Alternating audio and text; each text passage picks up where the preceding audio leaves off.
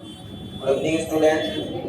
तो आज हम लोग class 12 chapter number 9 lecture number 22 शायद होगा 23। तो इसके पहले कल हमने जो स्टडी किया था इसके बारे में एंगुलर डिस्पर्सन और डिस्पर्सिव पावर, एंगुलर डिस्पर्सन और डिस्पर्सिव पावर को कंप्लीट किया था हमने। मतलब हमने रिफ्रैक्शन थ्रू प्रिज्म को कंप्लीट किया है, रिफ्रैक्शन थ्रू प्रिज्म को कंप्लीट किया है। आज हम लोग ऑप्टिकल इंस्ट्रूमेंट के बारे में स्टडी करेंगे और ऑप्टिकल इंस्ट्रूमेंट की क्या रिक्वायरमेंट है, क्यों ऑप्टिकल इंस्ट्रूमेंट की रिक्वायरमेंट है आपको, क्या इसके बिना भी काम हो सकता है, यदि हो सकता है तो फिर क्यों पढ़ रहे हैं, और जब पढ़ेंगे तो बहुत सारे क्वेश्चन का आंसर भी आपको बताना पड़ेगा कि सर हम इसे क्यों पढ़ रहे हैं, कोई आवश्यकता है बस, या ऐसे ही मजे के लिए पढ़ रहे हैं। तो मजे के लिए तो कोई नहीं पढ़ेगा, कहीं ना कहीं फिजिक्स में जितनी भी चीज़ें हैं उससे कुछ ना कुछ मिलता है, कोई ना कोई फेनोमेना दिखता है, इसीलिए हम लोग पढ़ते हैं। तो आज हम लोग ऑप्टिकल इंस्ट्रूमेंट की स्टडी करने जा रहे हैं। तो हम हेडिंग लगाएंगे सबसे पहले ऑप्टिकल इंस्ट्रूमेंट,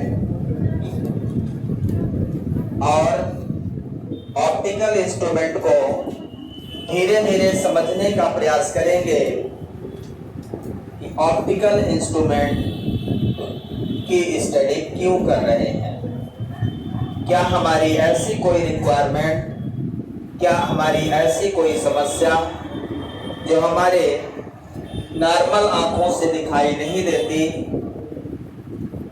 उसी का सलूशन हम लोग ढूंढने का प्रयास करेंगे। हमारी एक्चुअल में जो समस्या है, इस चैप्टर को पढ़ने के लिए जो समस्या हमारी है ये ध्यान रखना, फिर इस चैप्टर को पढ़ लेना। हमारी समस्या दो है यहाँ पे।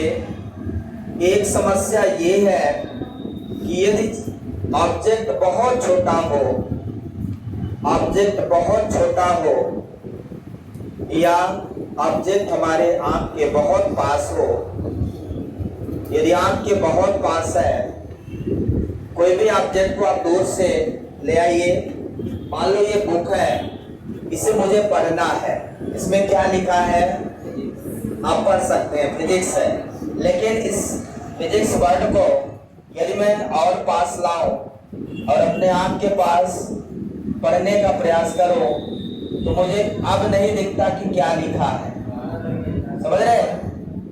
यदि मैं उस ऑब्जेक्ट को अपने आंख के बहुत पास ला दूं तो वो वर्ड नहीं समझ आएगा, ठीक है? मतलब ऑब्जेक्ट या तो बहुत छोटा हो, या ऑब्जेक्ट हमारे आईज के बहुत पास हो, या तो ऑब्जेक्ट बहुत दूर हो। इन तीन समस्याओं का समाधान इस चैप्टर में हमें करना है। हमें पहले यही समझना है हमारी समस्या क्या है। यदि कोई माइक्रोस्कोपिक ऑब्जेक्ट है, जैसे आपने पढ़ा electron, proton, neutron, dust particle, बहुत सारे पार्टिकल ऐसे हैं जो हम अपने नॉर्मल आंखों से नहीं देख पाते, उनकी मुझे स्टडी करनी है, उनको मुझे देखना है, उनके बारे में मुझे जानना है, तो मुझे ऑप्टिकल इंस्ट्रूमेंट की स्टडी करनी पड़ेगी। क्लियर है? समझ आ रहा? दूसरी समस्या ये है कि when object kept far distance, far या फिर फार का मतलब दूर, यदि ऑब्जेक्ट बहुत दूर है, मैं ये जानना चाहता हूं कि मून पे क्या है, कैसे जाने कि मून कहाँ है, कितना बड़ा है, सन कहाँ है, सबको पता है कहाँ है, लेकिन कुछ दिख नहीं रहा है ना? बहुत सारे प्लैनेट्स जो हमें दिखाई नहीं दे रहे हैं, उनकी भी मुझे स्टडी अर्थ पे रहकर करना है। कहाँ पे? अर्थ पे रहकर। अब आप सोच रहे होंगे कि ऐसा कैसे संभव है कि हम अर्थ पर रहकर उस ऑब्जेक्ट के बारे में जो यहाँ से दिखाई ही नहीं दे रहा है जो है कहाँ, स्टार इतने दूर है, हमें स्टार के बारे में स्टडी करनी है। अर्थ पे बैठे बैठे हमें उस स्टार को देखना है जिसकी स्टडी करनी है, तो फिर हमें यहाँ से उसको देखना होगा और उसको देखने के लिए हम लोग टेलीस्कोप का यूज करेंगे। किसका? टेलीस्कोप का। तो जो ऑब्जेक्ट बहुत दूर है उसको देखना है आपको, उसके लिए हम टेलीस्कोप का यूज करेंगे। और जो ऑब्जेक्ट बहुत पास है या बहुत छोटा है उसके लिए हम माइक्रोस्कोप का काम करेंगे, माइक्रोस्कोप का यूज करेंगे। ठीक है ना? तो ऐसे कुछ हमारे ऑप्टिकल इंस्ट्रूमेंट होंगे जिनका यूज हम लोग करेंगे ऑब्जेक्ट को क्लियर देखने के लिए। यदि ऑब्जेक्ट कहीं रखा है और मुझे क्लियर दिखाई नहीं दे रहा है, क्योंकि मेरी आईज की जो विजिबिलिटी है वो एक लिमिट तक होती है। लिमिट यदि हम क्रॉस करते हैं तो हमारी जो विजिबिलिटी है वहां तक नहीं पहुंच पाती है। तो बहुत दूर ऑब्जेक्ट रखा है तब भी हम उससे देख नहीं सकते, समझ आया? और बहुत पास रखा है तब भी हम नहीं देख सकते। ऐसी स्थिति में हम लोग ऑप्टिकल इंस्ट्रूमेंट का यूज करते हैं। अब हम ऑप्टिकल इंस्ट्रूमेंट को समझते हैं, डेफिनेशन के साथ और आगे बढ़ने का प्रयास करेंगे और वन बाय वन चीजों को समझेंगे और इसकी रिक्वायरमेंट क्या है इस बात को आप जरूर ध्यान रखना कि इनका यूज कहाँ है और हम क्यों पढ़ रहे हैं। यदि इन चीजों को ध्यान रखेंगे तो ये बनेगा। और एक क्वेश्चन 4 मार्क्स का यहाँ से आता है, वो कंपाउंड माइक्रोस्कोप सिंपल कभी कभी आता है या एक टेलीस्कोप है, एस्ट्रोनॉमिकल टेलीस्कोप। तो हम ये सारी चीजें वन बाय वन डिस्कस करेंगे। कितना इजी है और कितना टफ है, टफ तो कुछ होता ही नहीं है, सारी चीजें इजी होती हैं, पर डिपेंड करता है पढ़ते कैसा है। तो आइए डिफिनेशन के साथ शुरू करें।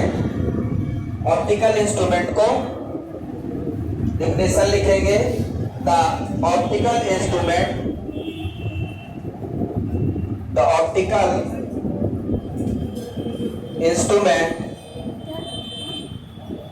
the optical instrument is a device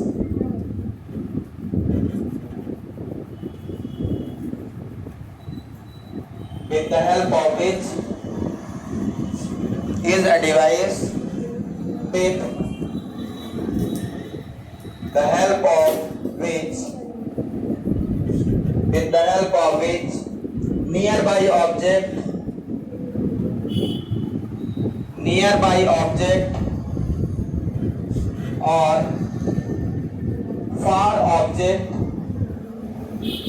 nearby object or far object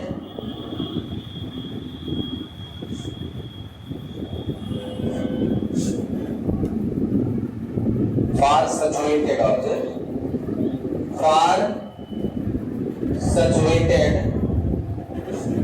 object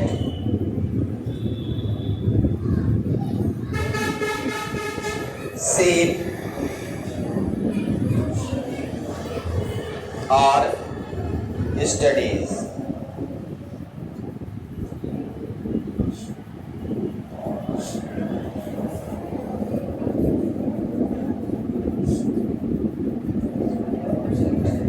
can see, देख सकते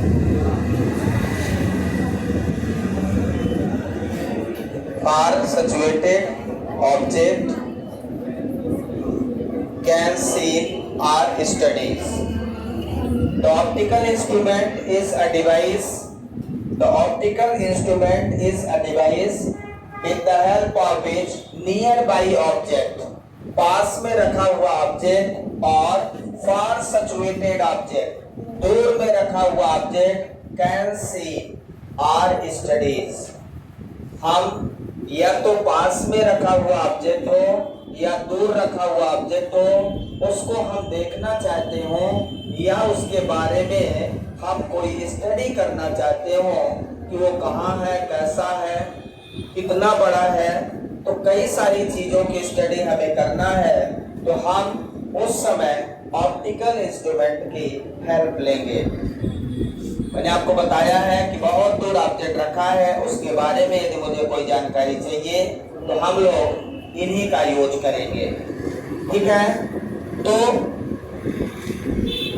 near by object scene by near by object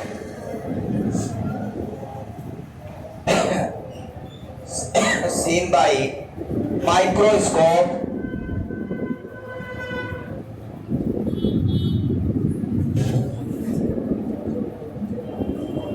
far situated object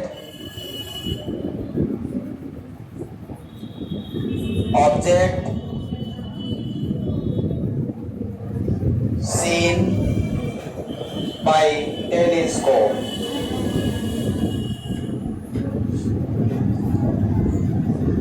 पास रखी हुई वस्तु को यदि मुझे देखना है तो हम लोग माइक्रोस्कोप का यूज करते हैं, और दूर रखी हुई वस्तु को देखना है ऑब्जेक्ट को तो हम लोग टेलीस्कोप का यूज करते हैं। ठीक है। अब कुछ ऐसे ऑब्जेक्ट हैं जिनको हम नहीं देख पाते, हमारे आईज में ही डिफेक्ट हो जाता है। अब यदि आपके आईज में ही डिफेक्ट हो गया तो फिर इन इंस्ट्रूमेंट का क्या काम है? तो पहले आप अपने आईज को करेक्ट करवाइए।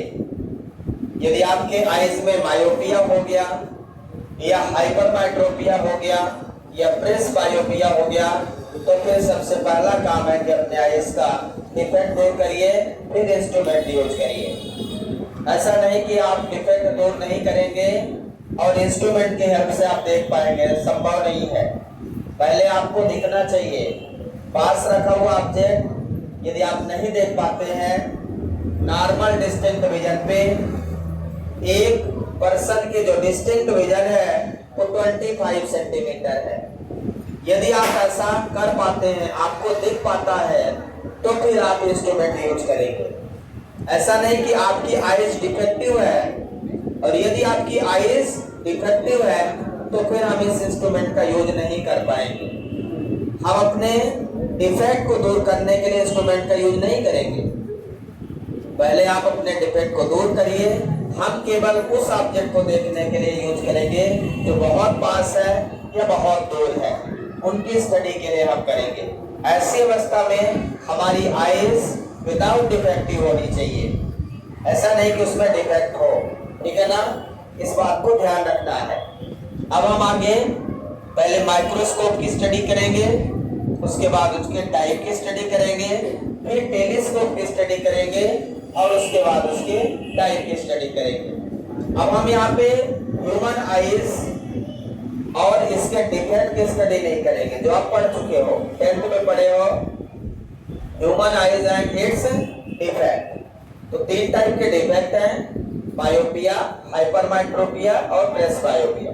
मायोपिया को करेक्ट करने के लिए हम कॉनकेव लेंस को यूज करते हैं और हाइपरमेट्रोपिया के लिए कॉन्वेक्स लेंस का यूज करते हैं और प्रेस बायोपिया के लिए बाइफोकल लेंस, मतलब कॉनकेव और कॉन्वेक्स। तो वो सब आप बाद में पढ़ लेंगे। मिटा दें इसको,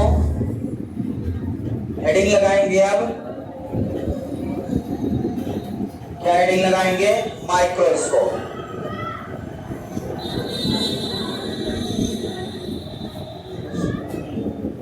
तो माइक्रोस्कोप सबने देखा है क्या? कहाँ देखा? स्कूल में देखा। कभी उसमें आपने ऑब्जेक्ट देखा, कोई ऑब्जेक्ट? देखो माइक्रोस्कोप की हेल्प से हम लोग सेल देखते हैं,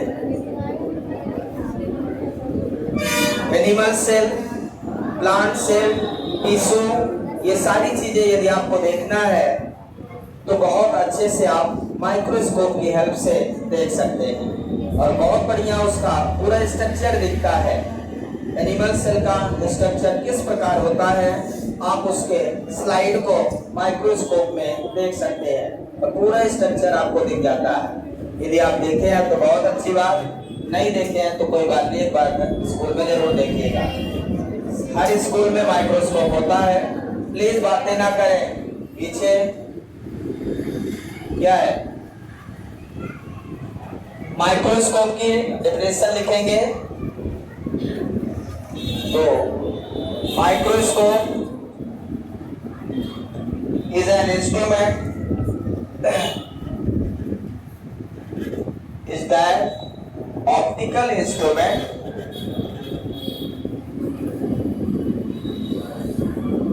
microscope is that optical instrument with the help of which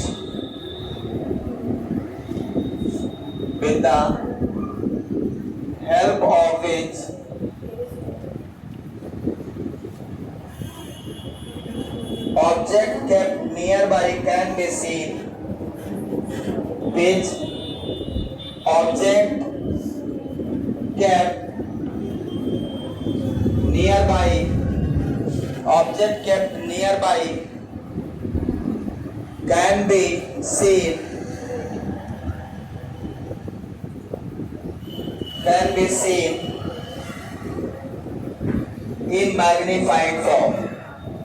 in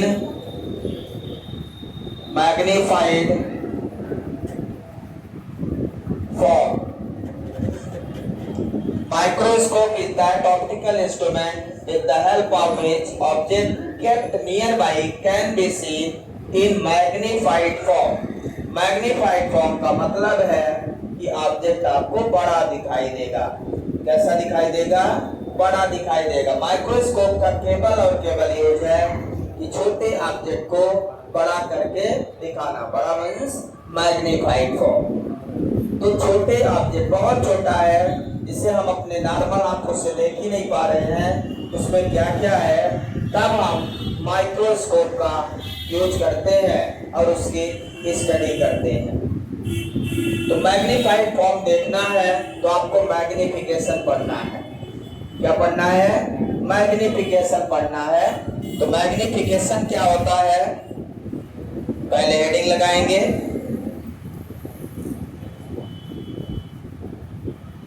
magnification की स्टडी करेंगे। It is the ratio of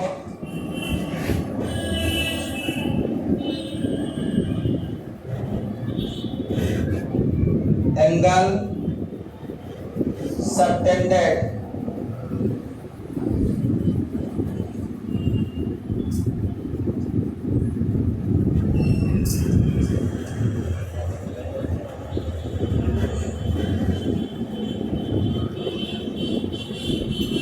at eye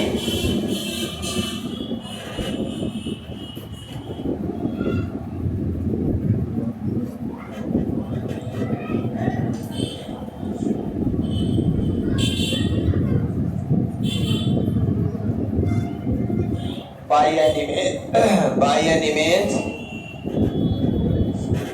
and it is the ratio of angle subtended at eye by an image and that of angle formed and that an angle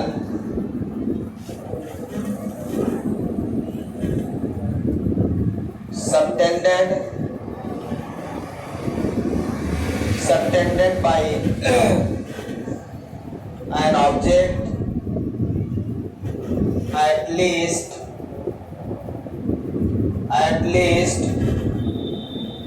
distance of distinct vision. It is the ratio of angle subtended at eye by an image and that an angle subtended by an object at least distance of distinct vision. Magnification में दो चीजें होंगी।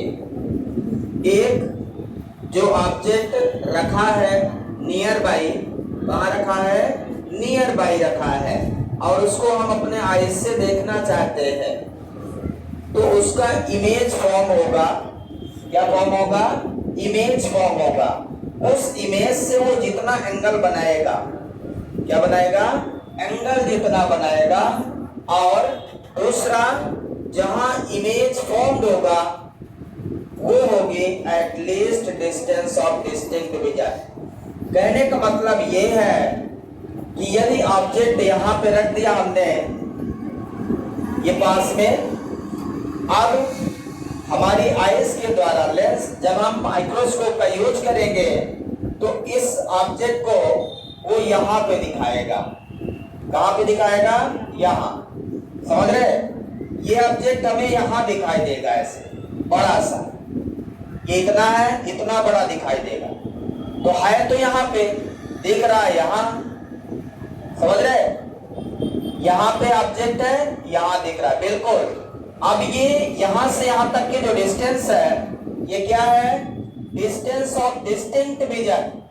ये है distance of distinct vision की। ये यहाँ तो दिख ही नहीं रहा ना, जब ऑब्जेक्ट बहुत पास है। हमारी समस्या तो ये है, हम पढ़ ही ना पाएंगे लिखा क्या है। समझ रहे? हमारी समस्या ये है कि ऑब्जेक्ट यहाँ रखा है। अब इसका इमेज यहाँ पे इतना बन रहा है, लगभग डबल ये यहाँ पे बन रहा। ऐसे देखें, ये इमेज बन रहा। क्लियर है? समझ आ रहा? तो यहाँ से लेके यहाँ तक की जो डिस्टेंस है उसको क्या बोलते हैं? Distance of distinct vision. अब यहाँ पे ये क्लियर दिखाई देगा। हमारी आइस की जो डिस्टेंस ऑफ डिस्टिंक्ट विजन है वो यहाँ है, मतलब जहाँ पे वो क्लियर दिखाई देता है वो है distance of distinct vision, which is 25 centimetre human ice की। यहाँ तो नहीं दिख रहा, ये 25 सेंटीमीटर। तो ये क्या करेगा? माइक्रोस्कोप क्या करेगा? इसको यहाँ पे दिखा देगा। देखो, तो अब यहाँ पे आप अच्छे से देख सकते हो, और बड़ा दिखा देगा, इतना बड़ा ये ऑब्जेक्ट, इतना बड़ा इमेज यहाँ पे। समझ आ रहा है क्या?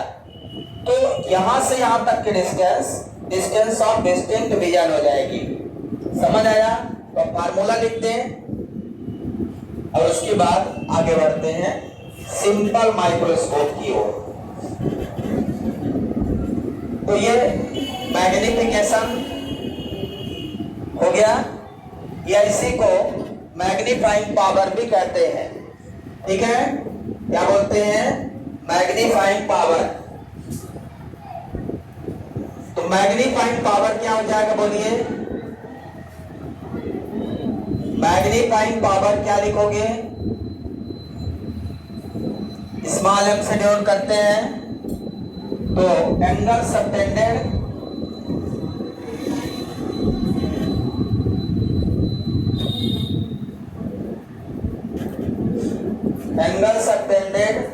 by an image, angle subtended at eye by an image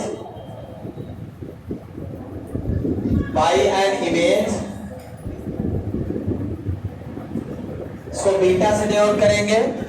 angle subtended at eye by an image, ये फार्मूला आपको याद करना पड़ेगा, क्योंकि यदि फार्मूला नहीं याद है तो आगे कुछ नहीं बनना।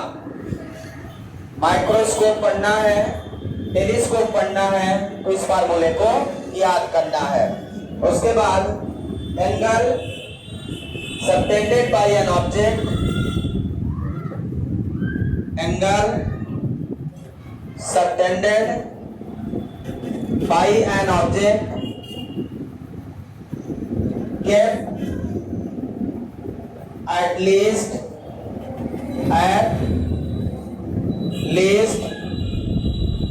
distance of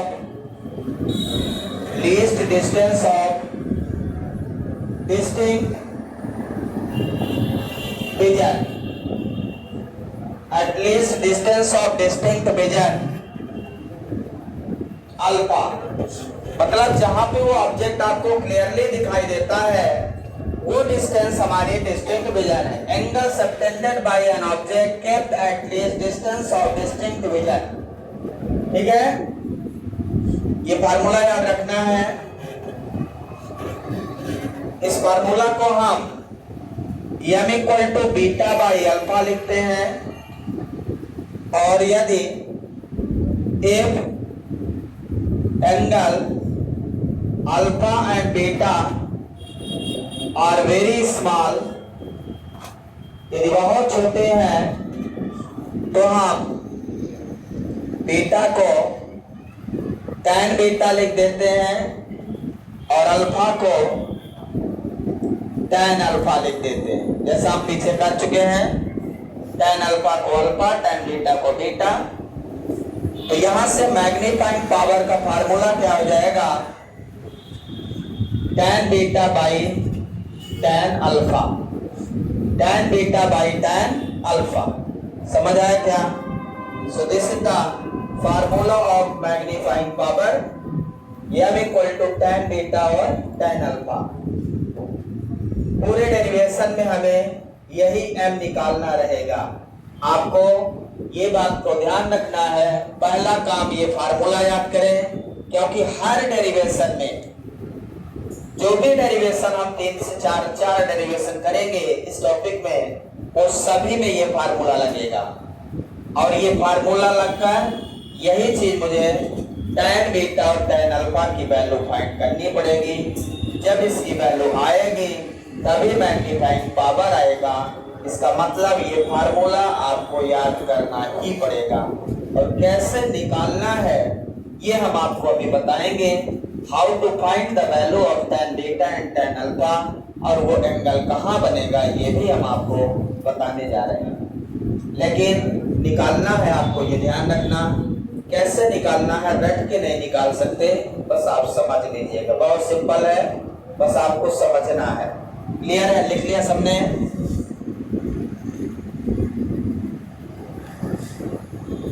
अब यदि हम सिंपल माइक्रोस्कोप की, टाइप ऑफ माइक्रोस्कोप की बात करें तो फिर पूरा एक्सप्लेन करते हैं और अलग से नहीं बताते, उसे बता देंगे। ठीक है? तो type of microscope, type of microscope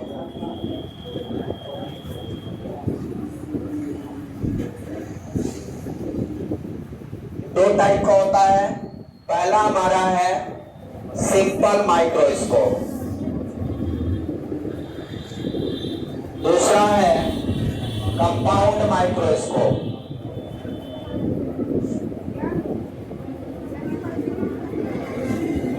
simple microscope इसको क्यों कहते हैं और इसको कंपाउंड माइक्रोस्कोप क्यों कहते हैं?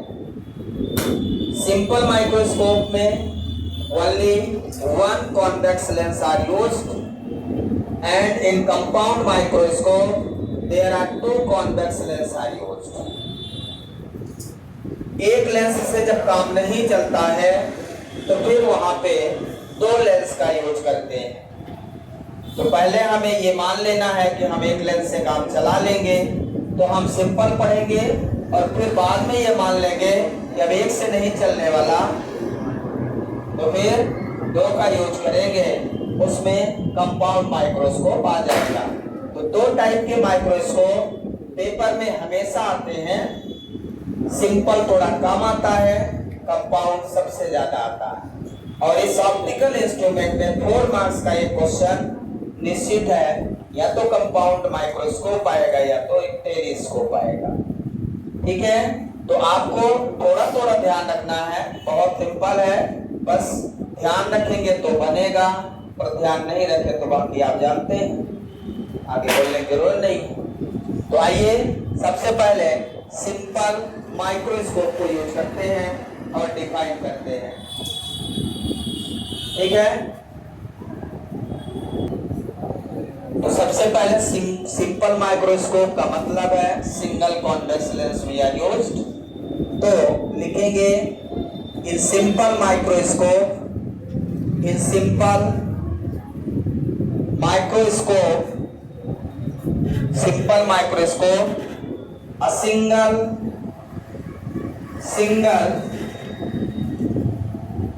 convex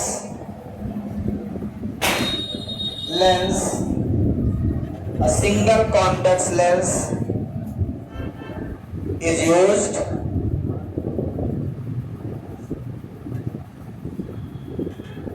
with small focal length, with small focal length। ध्यान रखना है, कॉन्वेक्स लेंस यूज करेंगे, सिंगल कॉन्वेक्स लेंस। दूसरा इंपॉर्टेंट पॉइंट है, इसकी फोकल लेंथ कम होगी। इसकी फोकल लेंथ क्या होगी? कम होगी। अब दूसरी चीज इसमें यह है कि ऑब्जेक्ट कहाँ रखेंगे। तो ऑब्जेक्ट हम रखेंगे इन simple microscope,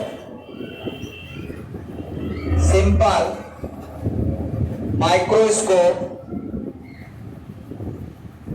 object kept between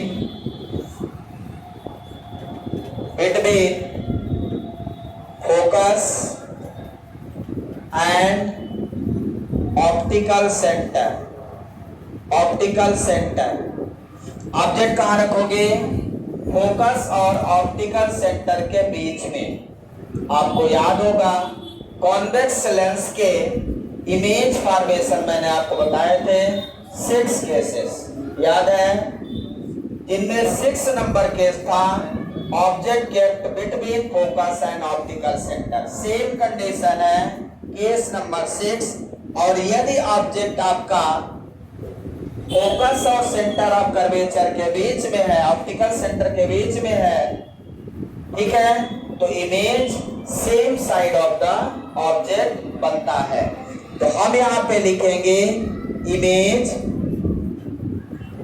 formed on the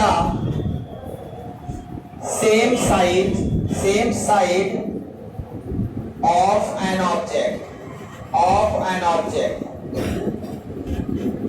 और आपको ये पता है कि इनलार्ज्ड इमेज फॉर्म्ड होता है। कैसा होता है? Enlarged image form.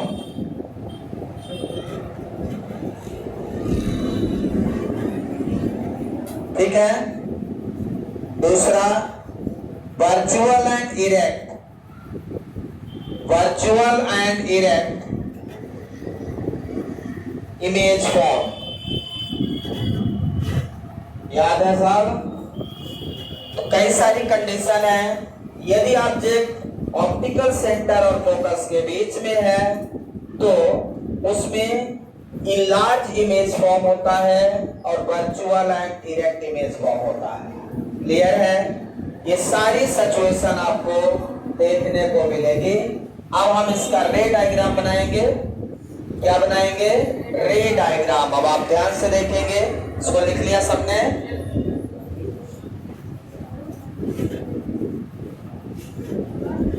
अब इसका रे डायग्राम बनाएंगे। 2 कंडीशन पर रे डायग्राम बनाना है। रे डायग्राम, पहले कंडीशन में ऑब्जेक्ट को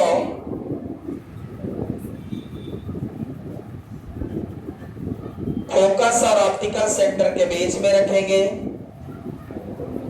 यदि ऑब्जेक्ट को फोकस और ऑप्टिकल सेंटर के बीच में रखते हैं, डायग्राम को थोड़ा समझ के बनाना, फोकस थोड़ा सा दूर रखना और यहां से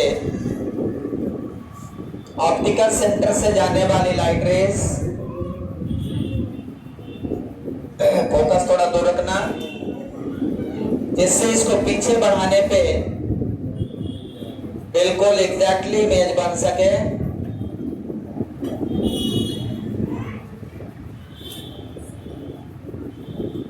यहां पे इमेज बन जाएगा।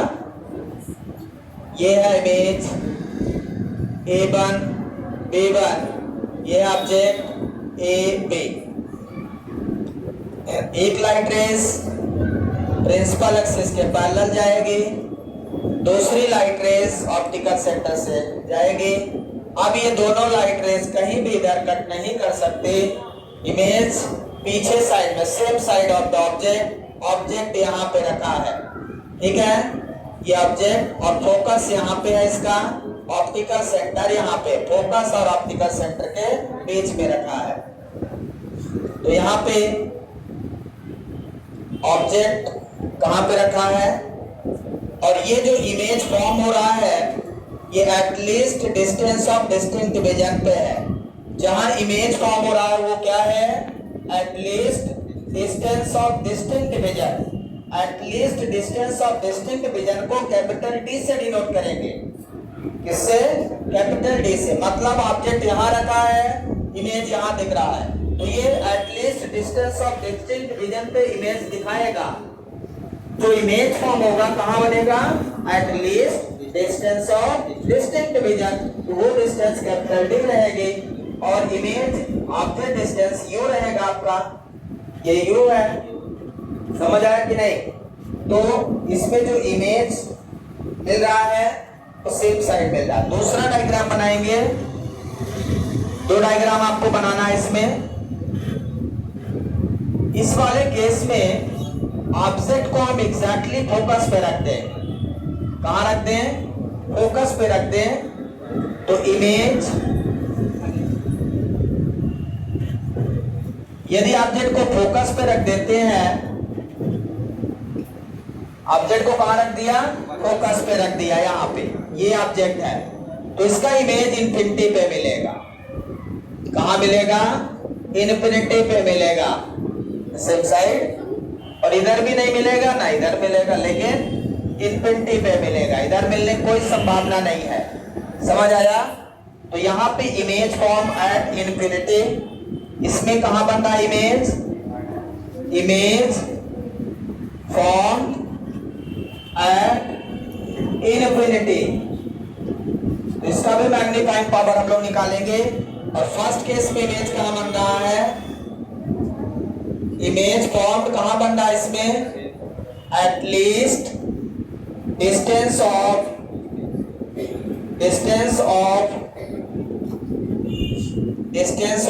Distinct vision. इसमें जो इमेज बन रहा है वो at least distance of distinct vision पे बन रहा है पहले डायग्राम में। दूसरे में कहां बन रहा है? इंफिनिटी पे। ठीक है, इंफिनिटी पे तब बनेगा जब ऑब्जेक्ट को फोकस पे रख देंगे। कहां रख देंगे? फोकस पे रख देंगे, ये ध्यान रखना है। ठीक है, यहां पे सामने वाला देख रहा है, तो देखने वाले की आंख भी बना दो। ऐसा ना हो उसकी आंख गायब हो जाए। देखने वाले की आंख बना दो, थोड़ी आंख काली बनाना। ठीक है, मेरे से जैसा बनता वैसे बनाऊंगा भाई। अपनी अपनी आंख बनाओ, ये मेरी है। ठीक है, जैसा मेरा बनता है बना दिया, तुम लोग अपने हिसाब से बना दो। ठीक है, क्या है? कुछ नहीं, आप यहाँ ध्यान से देखिए। अब यहाँ से जो एंगल अल्फा है, अल्फा बीटा एंगल कहाँ है? किसी को देखिए नहीं रहा अल्फा कहाँ है, बीटा। पूरा रामायण खत्म हो गया। रामायण में यदि अल्फा और बीटा नहीं पता तो फिर सीता के बारे में पता है? हाँ, शिवजी को पता ही रहेगा बरसा। हाँ, अल्फा जो है, ध्यान से देखें एंगल, ये एंगल अल्फा है, ये एंगल क्या बन रहा है? अल्फा। ध्यान से बनाइएगा, बुकों में गलत बना एंगल, बुक के हिसाब से नहीं बनाना। यहाँ पे हमने पॉइंट लिख दिया A2। ये A2 B1 जो है वो ऑब्जेक्ट की हाइट का है, मतलब इतना हाइट एक्स्ट्रा आपको मिलेगा। इमेज ऑब्जेक्ट इतना बड़ा है, इमेज इतना, तो इन लार्ज इतना हाइट का मिल गया। और अल्फा हमने लिखा है angle subtended bye an object at least distance of distinct vision. तो डिस्टेंस ऑफ डिस्टिंक्ट विजन पे जितना एंगल बना रहा है ऑब्जेक्ट, जितना एंगल ऑब्जेक्ट बना रहा है, ऑब्जेक्ट ए बी है, कितना एंगल बना रहा है यहाँ पे? अल्फा। तो ये हो गया हमारा अल्फा। बीटा क्या है? इमेज के साथ जो एंगल बना रहा है, इमेज के साथ कौन एंगल बना रहा है? यहां से ये वाला एंगल, मतलब ये वाला एंगल आपका बीटा। ध्यान से देखिए, यहां से ये जो इमेज A1 के साथ है, A1 B1 हाइट पे जो एंगल बन रहा दिख रहा है क्या? A1 B1 की हाइट इमेज यही बन रहा ना, A1 B1 की हाइट पे जितना एंगल बन रहा वो क्या है, बीटा। समझ आ रहा है? यदि बीटा निकालना है तो परपेंडिकुलर A1 B1 लेना है, और अल्फा निकालना है तो परपेंडिकुलर A2 B1 लेना है। समझ आ रहा है पूरा एंगल? यदि आप एंगल समझ गए तो फिर ये तो पूरे समझ आ गया, क्योंकि वही तो निकालना है अपन को, tan अल्फा और tan बीटा। समझ आया? डायग्राम दोनों अच्छे से बना लीजिए जल्दी से, समय बहुत कम है, जब तक पूरा नहीं होगा छोड़ो मत, ध्यान रखिए। इसमें जो आपका एंगल बनेगा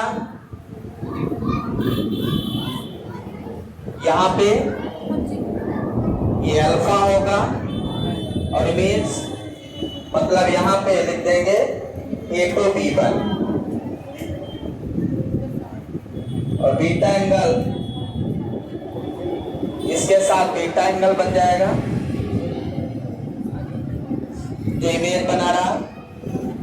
तो मेनली हम लोग इस वाले डायग्राम का यूज करेंगे जिसमें आपको अल्फा बीटा को अच्छे से समझना है, और आगे हम लोग इसका डेरिवेशन करेंगे। तो फास्ट बनाइए जल्दी। तो मैग्नीफाइंग पावर के डेफिनेशन सेम लिख लीजिए, मैं डायरेक्ट लिखूंगा, आप लोगों को वही डेफिनेशन लिखना है। तो मैग्नीफाइंग पावर इक्वल टू क्या फार्मूला था,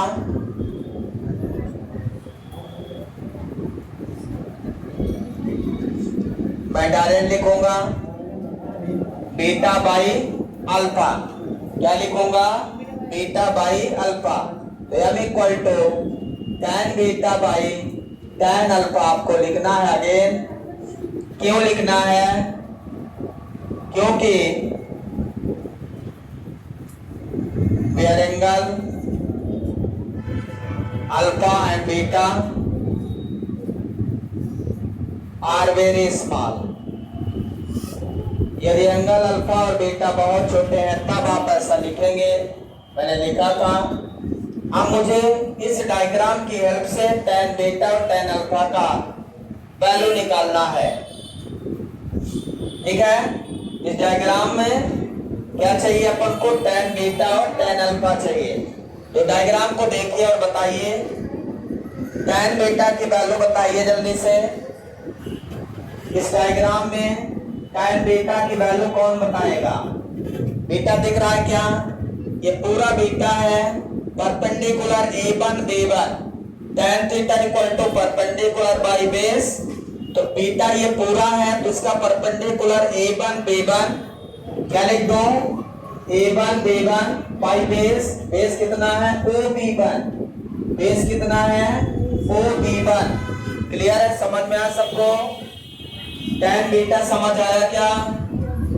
इसके बाद tan अल्फा निकालोगे, अल्फा दिख रहा है किसी को, tan अल्फा ध्यान से देखिए, यही चीज समझ लीजिए, डायग्राम बाद में बना लेना। अल्फा ये है perpendicular A2 B1 base OB1। tan beta के लिए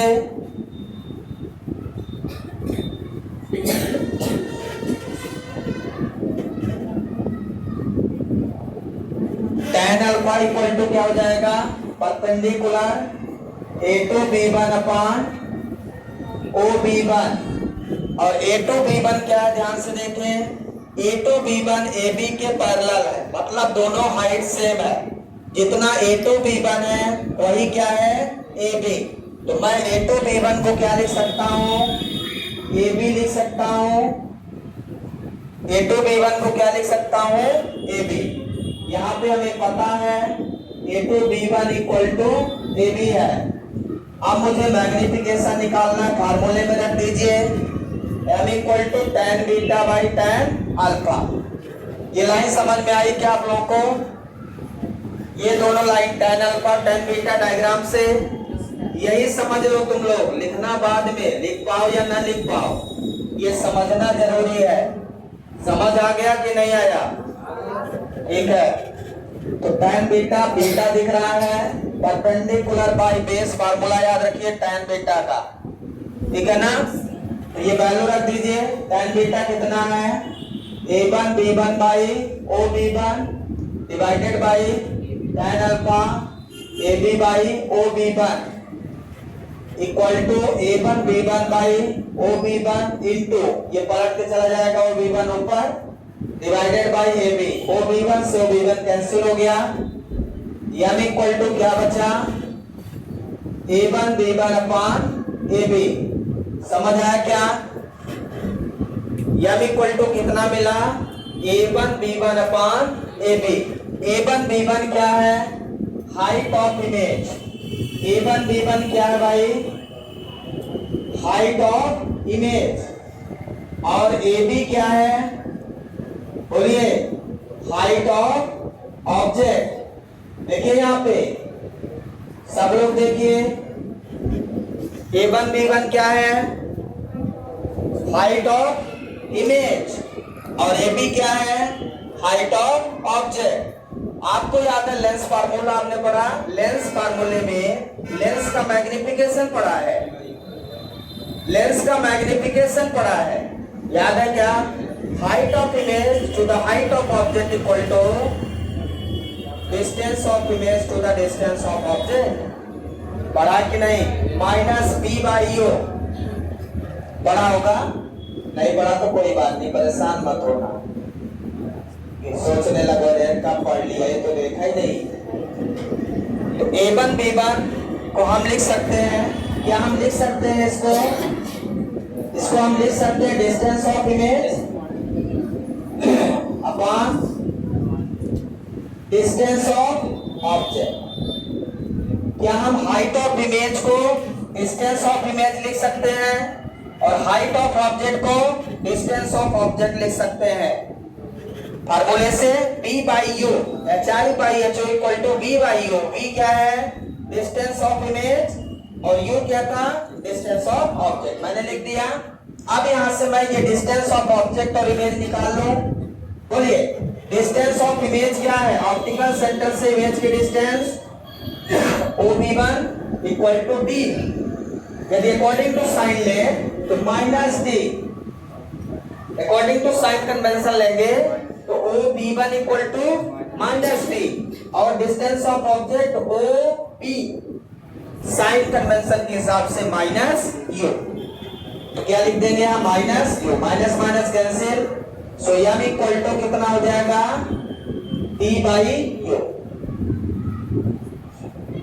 मैग्नीफाइंग पावर आपको कितना मिल चुका है d बाई u मिल चुका है अब हम इन दोनों केस के लिए मैग्नीफाइंग पावर फाइंड करेंगे in terms of focal length and distance of image तो ये तो मेरा फार्मूला अभी तक आया m equal to d by u का फार्मूला आ गया ठीक है ये लिख लिया आपने कोई डाउट कहीं पे एक बार देख लीजिए अच्छे से मेन इसमें आपने ये समझ लिया तो उसके बाद तो मेन तो ये वाला पॉइंट है इसके बाद ये जो पॉइंट लिखा है ये मेन पॉइंट है ध्यान रखिए height of image equal to distance of image height of object equal to distance of object अब हमें इस केस के लिए पहले डायग्राम के लिए मैग्नीफाइंग पावर चाहिए और फिर दूसरे के लिए तो फर्स्ट केस के लिए चलेंगे इस वाले डायग्राम के लिए केस फर्स्ट डालेंगे और यही चीज लिख लेंगे case first image form at least distance of distinct vision उसके नीचे इसके बाद आप इसको फिर लिखेंगे ठीक है image form at least distance of distinct vision इस केस में क्या मिलने वाला है आपको क्या मिलने वाला है जो रिप्लेसमेंट है ध्यान से देखें इस रिप्लेसमेंट में जो हमारा लेंस फार्मूला है लेंस फार्मूले में क्या क्या रिप्लेसमेंट होगा ये विशेष ध्यान देना है लेंस फार्मूला क्या है उसके पहले रिप्लेसमेंट फोकल लेंथ है u है इसमें जो रिप्लेसमेंट होगा u equal to minus u अब sign convention distance of object minus u से रिप्लेस होगा और distance of image minus d से रिप्लेस होगा तो लेंस फार्मूला इतना ही चेंज आएगा अब हम लिखेंगे by using lens formula by using lens formula 1 by f equal to 1 by b minus 1 by u. अब आपको ये रिप्लेसमेंट करना है, ध्यान से देखिए, ये रिप्लेसमेंट करना है। कौन सा रिप्लेसमेंट? u की जगह माइनस यू और b की जगह माइनस टी।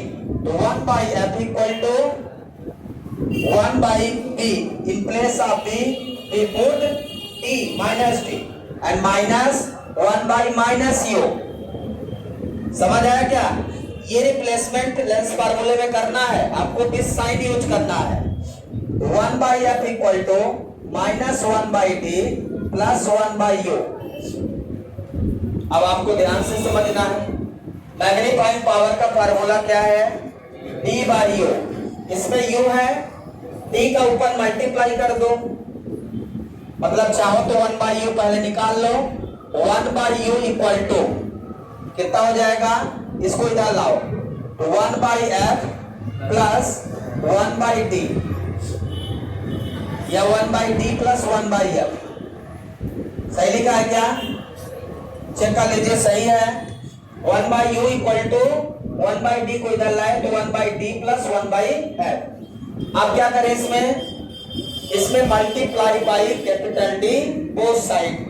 ठीक है, लिख दें multiply by capital D both side. क्यों मल्टीप्लाई कर रहे हैं, समझ आ रहा है क्या? मल्टीप्लाई क्यों कर रहे हो कैपिटल डी का? क्योंकि m equal to d by u, जहां d बाई यू होगा उसको m लिखोगे, मतलब मैग्नीफाइंग पावर के रूप में आपको बनाना पड़ेगा फार्मूला। समझ आया? अब देखिए इसको क्या लिखोगे? d by u equal to d by t plus d by f. d by u, d by t, d by f, पूरे में d का मल्टीप्लाई कर दिया। यहां से ये d बाई यू क्या है? d बाई यू क्या है? d बाई यू क्या है? m है, मैग्नीफाइंग पावर। इसकी जगह पर हम लिख देंगे यहाँ d बाई टी कट गया, 1 plus d by F. So this is the standard formula, this is the magnifying power for image from at least distance of distinct vision. ये वो फार्मूला है जहां पे इमेज आपका डिस्टेंस बिटवीन डिस्टिंक्ट विजन पे मिल रहा है, उसका मैग्नीफाइंग पावर मिल गया। अब ऐसा फार्मूला क्या है? देखो इसमें जो लेंस है उसकी फोकल लेंथ कम है, जो लेंस है उसकी फोकल लेंथ क्या है? कम है। तो फोकल लेंथ यदि कम है तो मैग्नीफाइंग पावर ज्यादा हो जाएगा।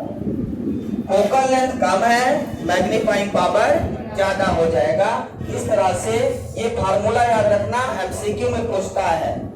मैच एंड कॉलम में सबसे ज्यादा इसका क्वेश्चन आता है। समझ आया क्या? केस नंबर सेकंड, ये लिख गया। केस नंबर सेकंड, जब ऑब्जेक्ट इंफिनिटी पे है तब देखिए क्या होगा।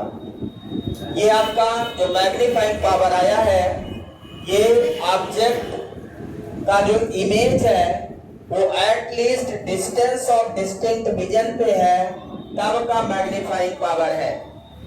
Magnifying power for image from at least distance of distinct vision, याद रखिएगा। अब case number second, case number second कहाँ है? ये केस नंबर सेकंड, इसको बता देता हूं। केस बस 2 मिनट का काम है। केस नंबर सेकंड क्या है? Image form at infinity. बस इसको थोड़ा समझ, ये लिख लिया आपने। इमेज कहां बन रहा भाई? इनफिनिटी में। अच्छा, इनफिनिटी में ये वाला डायग्राम है, इनफिनिटी में इमेज बन रहा है तो बी क्या होगा? यदि इमेज इनफिनिटी में बन रहा तो इसमें क्या रिप्लेसमेंट करेंगे? यू तो हमारा वही रहेगा, u equal to minus u, कोई चेंज नहीं। पिछली बार जब image distance of distinct vision में था तो हमने b equal to minus t रख दिया था। इस बार क्या रखेंगे? इस बार इमेज कहां बन रहा तो b इक्वल टू इनफिनिटी रख देंगे। समझ आ रहा है? ऑब्जेक्ट तो वही है, और डायरेक्ट भी रिप्लेस कर सकते हो। U इक्वल टू, ध्यान दीजिए, डायरेक्ट माइनस एफ रख दो। डायरेक्ट क्या रख दो, इसकी जगह माइनस एफ रख दो उसमें। क्यों माइनस एफ रखोगे? क्योंकि इस केस में आपने ऑब्जेक्ट को फोकस पे रख दिया है। जब फोकस पे ऑब्जेक्ट होगा तभी इमेज इन्फिनिटी है। ऑब्जेक्ट यदि फोकस पे है तो इमेज कहां बनेगा? इन्फिनिटी। तो डायरेक्ट मैग्निफिकेशन का फार्मूला हमारा क्या बोलिए? M equal to D by U।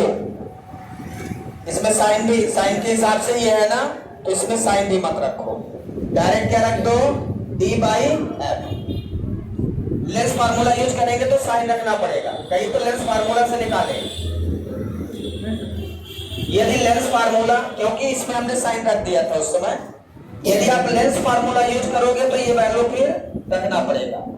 Otherwise U equal to सीधे फोकल लेंथ रख दो, क्योंकि आपने ऑब्जेक्ट को कहां रखा है? इसमें फोकस पे सीधा रख दिया, तो focal U equal to focal length हो गया। तो ये आपका हो गया क्या? ये है magnifying power of an object when object kept at focus and image form at infinity. तो दोनों केस का मैग्नीफाइंग पावर समझ आया। तो फोकल लेंथ कम है तो मैग्नीफाइंग पावर बहुत ज्यादा हो जाएगा। ये याद रखना, सिंपल माइक्रोस्कोप बनेगा तभी कल कंपाउंड समझ आएगा। इसको आप सभी को 2 बार कम से कम प्रैक्टिस करके आना है। 2 बार सभी लोग प्रैक्टिस करके आना। Thank you, have a nice day.